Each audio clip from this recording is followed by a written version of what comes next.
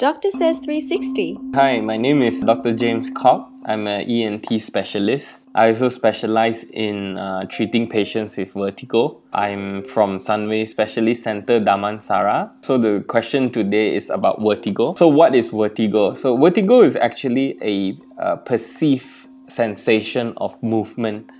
So this happens when a patient is not moving but he feels that he or she is moving, or the environment around him or her is moving. A lot of times patients will not describe their dizziness as just spinning. Sometimes it can be rocking sensation.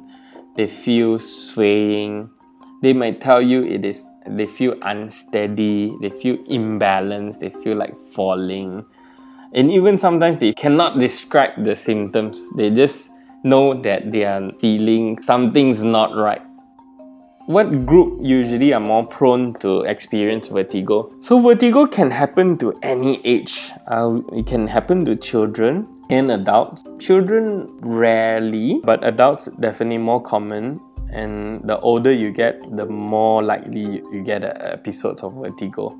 So I would say adults and especially elderly adults. I see more female patients who have vertigo as compared to male patients, but I think that's just based on my practice. The main causes of vertigo can be divided into two types, which is the peripheral and the central vertigo. So the common causes of peripheral vertigo in my practice, I see a lot is BPPV, which stands for benign paroxysmal positional vertigo. So BPPV basically is better known as crystals have been dislodged inside your inner ear. Usually the history that they give is they lie down, they turn their head to one side. Suddenly, all of a sudden, they feel dizziness. It usually lasts for a few seconds, not more than a minute. And then when they reposition their head, they stay still, it does not happen. But it may happen again once they stand up, they look up, look down, look left or look right. That's BPPV. The second one commonly that I see is vestibular neuritis. So vestibular neuritis is a form of vertigo where there's a virus infection, we think, that attacks the nerve that is responsible for our balance. So usually it attacks one ear. A patient's history usually, it may be sudden, they may be working, they may be looking at their phone. Suddenly they feel this severe sensation of dizziness or spinning. And usually vestibular neuritis can last long. It can last for hours to days and sometimes even weeks. And the good news is vestibular neuritis usually tend to get better as the days progress. And another common cause of peripheral vertigo that I see is Meniere's disease. Although Meniere's disease is much rarer, I don't see many cases in my practice. So this is the commonly known in Chinese as 耳水不平衡. So this happens when we don't know why, but there's a sudden increase of fluid inside the inner ear, and the sudden increase of water in the inner ear triggers a vertigo attack. And usually patients will get vertigo attack repeatedly in their lifetime. So they may keep getting vertigo attacks every now and then. Okay. The treatment of peripheral vertigo will really depend on the cause of the peripheral vertigo. Like just now we mentioned, like for example, BPPV.